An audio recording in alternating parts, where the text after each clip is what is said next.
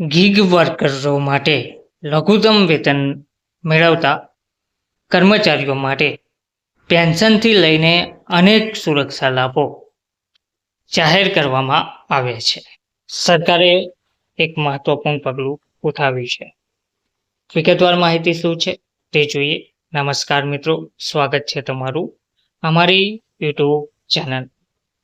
મિત્રો, હવે ગીગ વર્કર્સને મળશે કાનૂની ઓળખ. પેન્શનથી લઈને અનેક સુરક્ષા લાભો માટે સરકારે ઉઠાવ્યું છે મહત્વપૂર્ણ પગલું. સરકારે સ્વિગી, ઝોમેટો, ઉબેર, ઓલા, રેપિડો, બ્લિંકિટ અને ઝેપ્ટો જેવા એપ આધારિત પ્લેટફોર્મ્સને ઈ શ્રમ પોર્ટલ પર તેમના ગીગ કામદારોની નોંધણી કરાવવા અને 21 જૂન સુધીમાં એકીકરણ પ્રક્રિયા પૂર્ણ કરવાનો નિર્દેશ આપ્યો છે. આનાથી લાખો કામદારોને સામાજિક સુરક્ષા લાભો પૂરા પાડવાનો માર્ગ મોકળો થશે.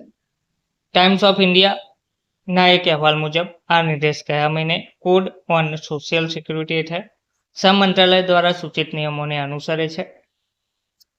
આ નિયમોમાં ગીગ અને પ્લેટફોર્મ કામદારોની 45 દિવસની અંદર નોંધણી જરૂરી છે.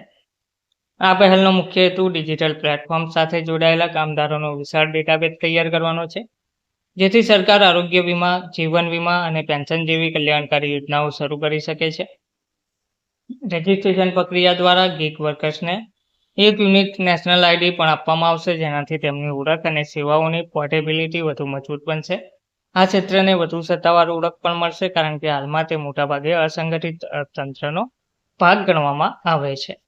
શ્રમ મંત્રાલયે એગ્રીગેટર કંપનીઓને ચેતવણી આપી છે કે જો તેઓ 21 જૂનની સમયમર્યાદા સુધી પ્રક્રિયા પૂર્ણ નહીં કરે તો તેમના સામે સોશિયલ સિક્યુરિટી કોડ હેઠળ દંડ અથવા અન્ય કાર્યવાહી થઈ શકે છે. નવા સૂચિત નિયમો અનુસાર ગીગ અથવા પ્લેટફોર્મ વર્કરને એવી વ્યક્તિ તરીકે વ્યાખ્યાયિત કરવામાં આવે છે જે વર્ષમાં ઓછામાં ઓછા 90 દિવસ એક જ એગ્રીગેટર સાથે કામ કરે છે અથવા બહુવિધ પ્લેટફોર્મ પર કુલ 120 દિવસ કામ કરે છે.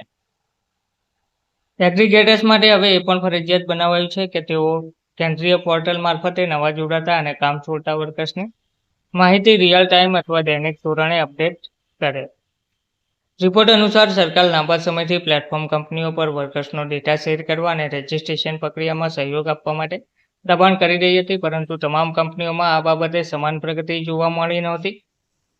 Indian federation of app based transport વર્કર્સના સહસ્થાપક શેખ સલાઉદ્દીને ટીયુઆઈને જણાવ્યું હતું કે ઘણા એગ્રીગેટર્સ અગાઉના નિર્દેશોનો ગંભીરતાથી અમલ કરવામાં નિષ્ફળ ગયા છે. તેમણે કહ્યું છે કે એગ્રીગેટર્સે જવાબદારીપૂર્વક કાર્ય કરવું જોઈએ અને કાયદાનું પાલન કરવું જોઈએ. વધુ વિલંબ થવો જોઈએ નહીં. કામદારો તેમની કલ્યાણકારી યોજનાઓ માટે કાયમ રાહ જોઈ શકતા નથી. ધન્યવાદ.